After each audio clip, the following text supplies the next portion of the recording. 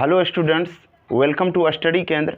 आज हम class 9th का केमिस्ट्री पढ़ाने वाले हैं, अध्याय 1, जिसका नाम है हमारे परिवेश के पदार्थ। तो ये इस अध्याय 1 का 5वां लेक्चर है। तो आज के लेक्चर में हम 3 टॉपिक के बारे में बात करेंगे। सबसे पहला टॉपिक होगा मेरा, वाष्पन से ठंडक क्यों उत्पन्न होती है। दूसरा टॉपिक होने वाला है, जो गर्मी के मौसम में हम सूती वस्त्र क्यों पहनते हैं। और तीसरा टॉपिक होने वाला है, क्वथन और क्वथनांक में क्या अंतर है। तो आइए हम समझते हैं। सबसे पहला टॉपिक होने वाला है, जो वाष्पन की क्रिया में ठंडक क्यों उत्पन्न होती है। जब वाष्प बनता है ना, तो उसमें ठंडक उत्पन्न होती है। ठीक है, तो इसे समझने के लिए हम क्या करेंगे। अब प्रश्न आता है, जो वाष्पन की क्रिया में ठंडक क्यों उत्पन्न होती है। तो होता क्या है, वाष्पन की क्रिया द्रव की सतह पर होती है। मान के चलिए कि देखिए, ये एक बर्तन है, इसमें जल रखा हुआ है। जल द्रव है ना जी। तो जल का ये कण होगा छोटा छोटा। तो वाष्पन की क्रिया इसके सतह पर, मतलब ये ऊपर वाले जो सतह है, केवल इस पर वाष्पन की क्रिया होगी। वाष्पन की क्रिया ये बीच वाले भाग में नहीं होता है, ऊपर वाले भाग में। लेकिन होता क्या है, वाष्पन की क्रिया के लिए उष्मा ऊर्जा की जरूरत होती है, यानी गर्मी की जरूरत होती है, ताप। वाष्प जो बनेगा द्रव, तो इसके लिए ताप यानी उष्मा की जरूरत होती है। तो जब ऊपर वाला सतह का कण जब वाष्प बनेगा, तो इसके लिए किस चीज की जरूरत होगी, उष्मा की, गर्मी की। और ये उष्मा कहाँ से प्राप्त कर लेता है, ये भीतर वाला जो द्रव है, नीचे वाला जो द्रव है का कण है, उससे ये उष्मा प्राप्त करता है। तो जब ये वाष्प बनेगा तो उष्मा चाहिए इसको, और ये उष्मा प्राप्त करेगा भीतरी के द्रव से। तो जब ये इससे उष्मा प्राप्त करेगा, तो इसका ताप क्या हो जाएगा, कम हो जाएगा। उष्मा जब इससे प्राप्त करेगा, जब उष्मा इससे और प्राप्त करेगा, ये खींचेगा, तो नीचे वाला द्रव का जो है ताप कम हो जाता है, ताप। और जब ताप कम हो जाएगा, तो ये स्वाभाविक है से ये क्या हो जाएगा, ठंडा हो जाएगा। तो इसलिए हम लिखाए हैं, जो वाष्पन की क्रिया द्रव की सतह पर होती है, और वाष्पन के लिए उष्मा ऊर्जा की जरूरत होती है, जो उष्मा द्रव के भीतरी भाग से प्राप्त करता है, इधर से। इससे द्रव का ताप कम हो जाता है। ये नीचे वाला जो है द्रव का ताप ये कम हो जाता है, और वह ठंडा हो जाता है। तो इसे समझने के लिए हम एक कार्यकलाप करेंगे। ठीक है, देखिए, एक सुराही लेंगे, मिट्टी का सुराही होता है ना, या घड़ा, ये ले लेंगे। और इसमें हम क्या करेंगे, जल को भर देंगे। जल को भर देंगे। जल क्या है, द्रव है। इसके ताप को अंकित कर लेंगे, इसके ताप को लिख लेंगे कि इसका ताप क्या है। अब इसका ताप जो मापेंगे, तो ये जो थर्मामीटर होता है फीवर जांचने वाला, इस थर्मामीटर से हम इसके ताप को नहीं, प्रयोगशाला का जो थर्मामीटर होता है, इससे इसका ताप मापेंगे और लिख लेंगे कि इसका ताप क्या है।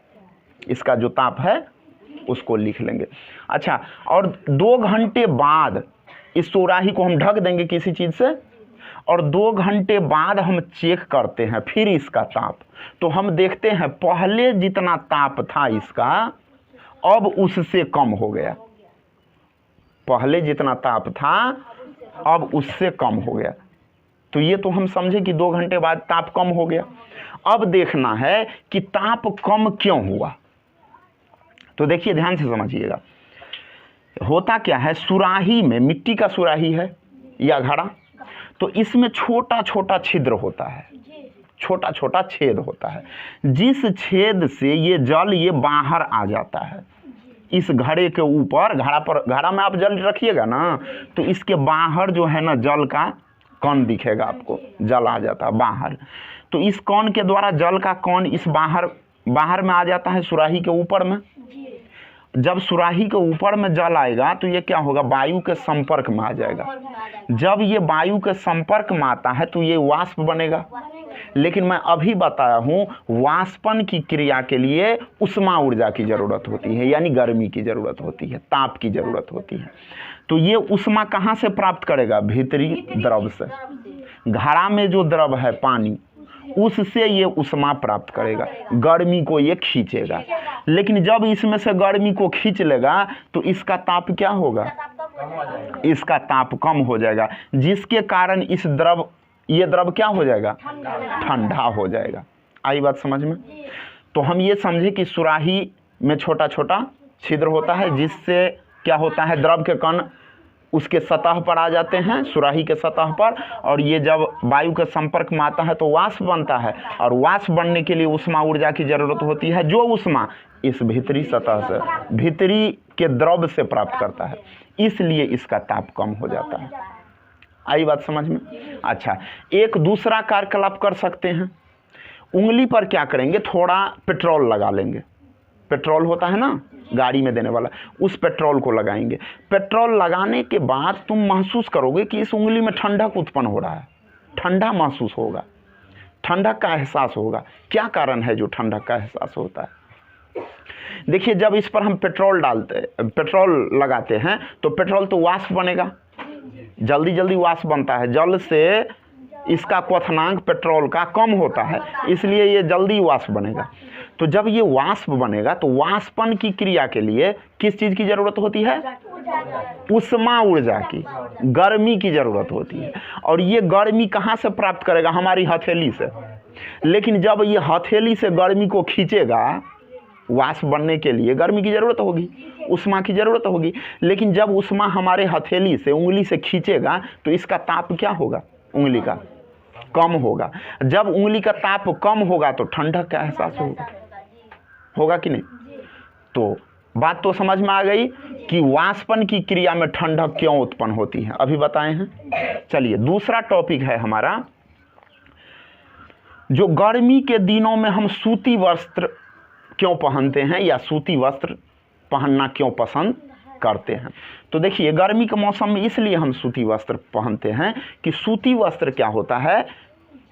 जल का अच्छा अवशोषक होता है। कहने का मतलब, जल को ये तुरंत सोख लेता है, जल को तुरंत सोख लेगा। मान के चलिए कि ये शरीर है, इस पर हम सूती वस्त्र पहने हुए हैं, सूती वस्त्र।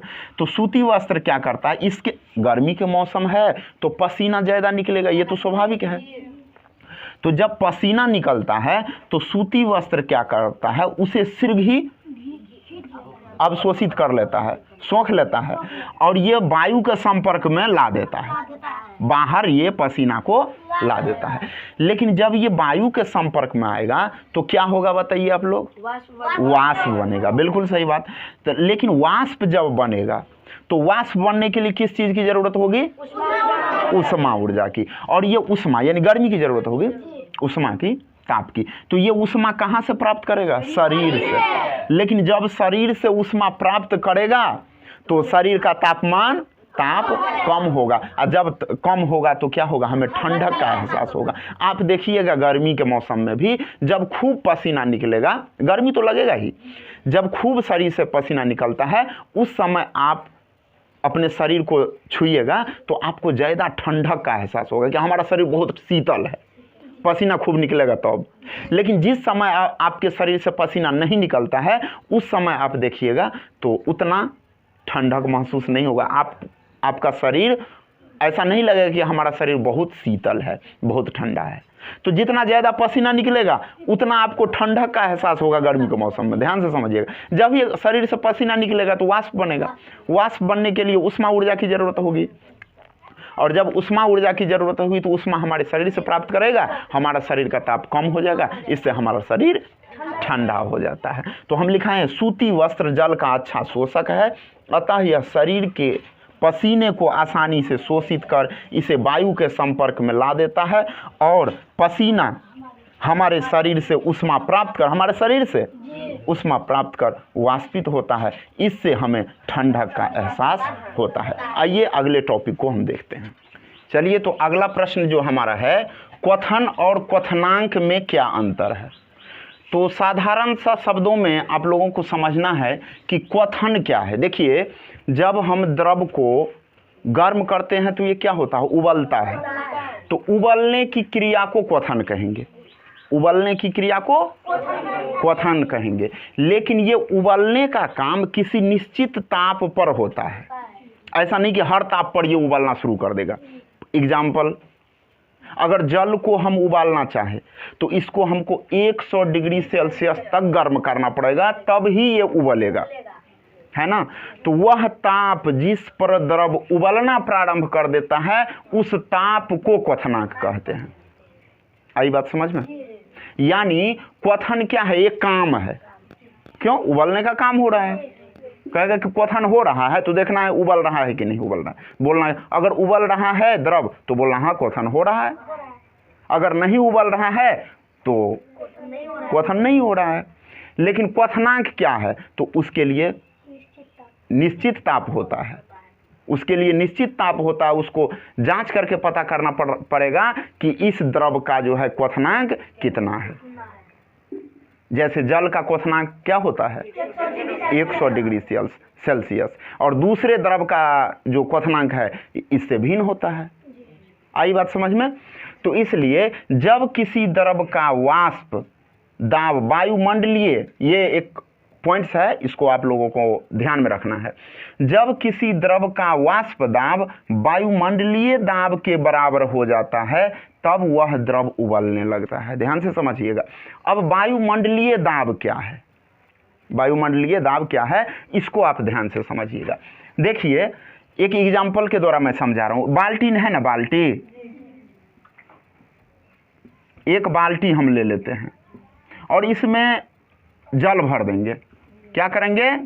जल भर देंगे और यहाँ पर एक छेद करेंगे, नीचा में छेद करेंगे और एक ऊपर में छेद करेंगे। तो आप देखिएगा कि इसका नीचा में जो छेद करते हैं उसका प्रेशर ज़्यादा होता है, मतलब ये पानी थोड़ा दूर जा कर के गिरेगा क्योंकि उसके ऊपर इतना पानी का जो दबाव है। समझ रहे बात को? जबकि यहाँ पर जो छेद करेंगे तो इससे भी तो पानी निकलेगा, लेकिन ये बहुत ऐसे नीचे ठामे गिरेगा। क्यों?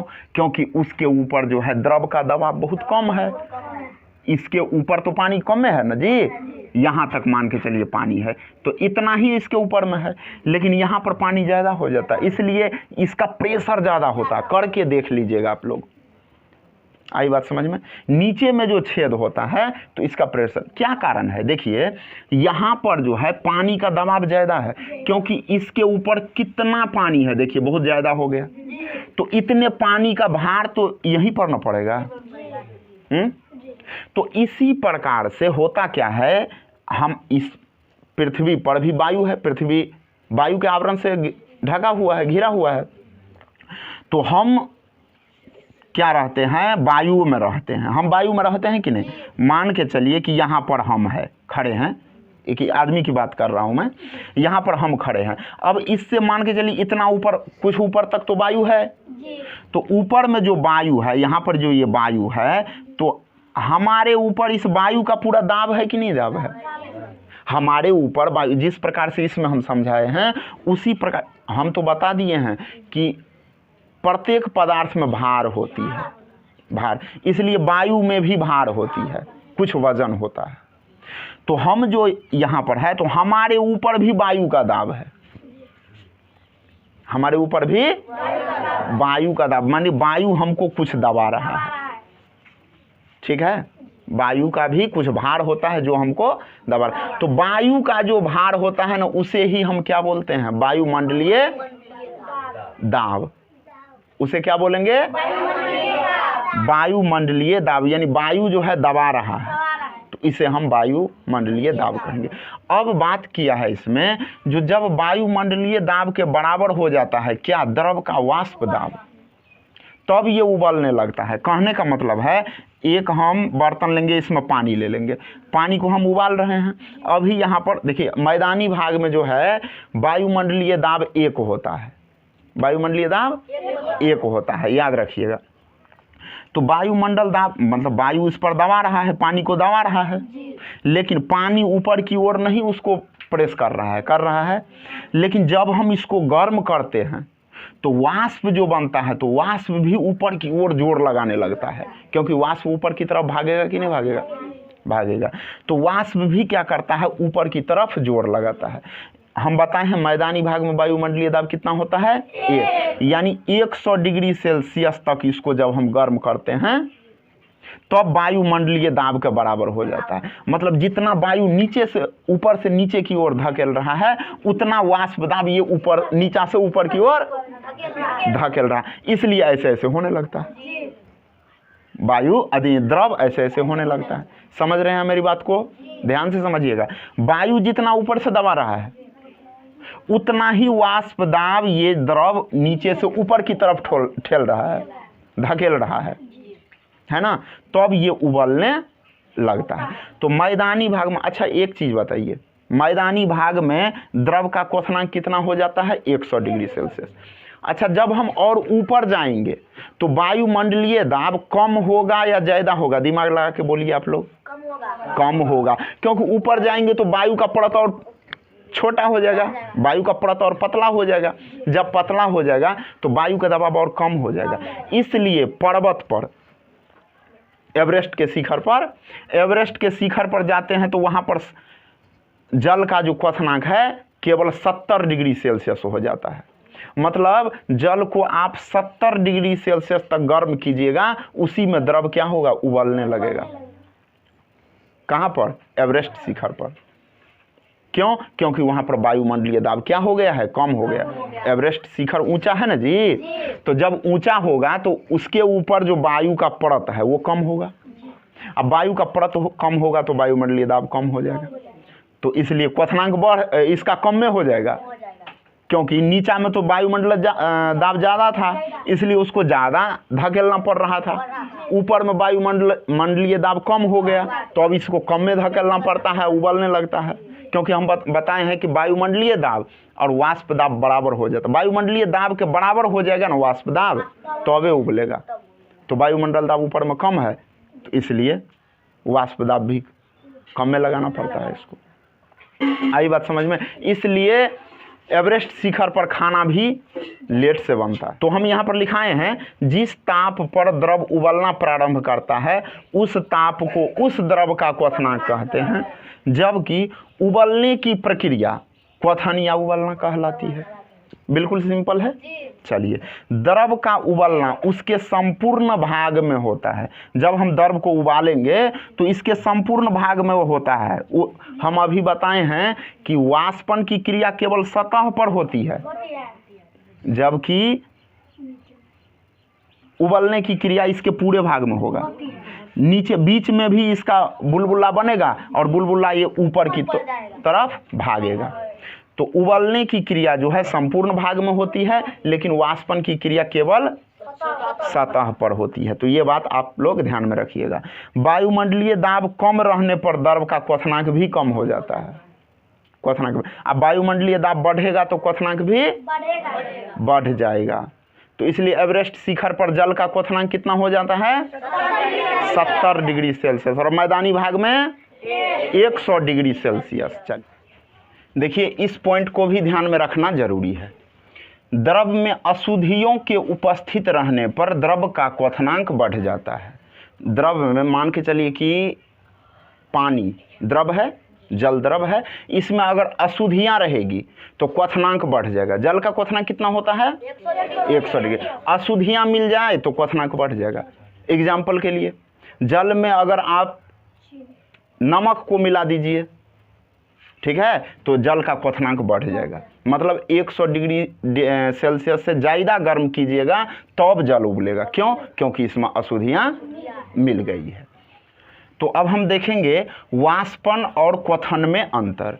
वाष्पन का मतलब जब वाष्प बन रहा है, वाष्प बनने की प्रक्रिया को वाष्पन कहेंगे। क्वथन का मतलब उबलने की प्रक्रिया को क्वथन बोलेंगे। तो वाष्पन और क्वथन में क्या अंतर है, ध्यान से देखिएगा। यह स्वतः होने वाली प्रक्रिया है, यानी वाष्पन जो है अपने आप होती रहती है, जो सभी तापों पर होती है। ताप कुछ भी हो द्रव का, ये होती रहेगी। क्या, वाष्पन, यानी जल वाष्प बन के उड़ता रहेगा। लेकिन क्वथन की बात करें, उबलने की बात करें, तब यह एक निश्चित ताप पर होती है। उदाहरण के लिए जल का क्वथनांक कितना होता है? 100 डिग्री। तो जल को जब तक हम 100 डिग्री सेल्सियस तक गर्म नहीं करेंगे तब तक उसमें क्वथन यानी ये नहीं उबलेगा, तब तक क्वथन इसमें नहीं होगा।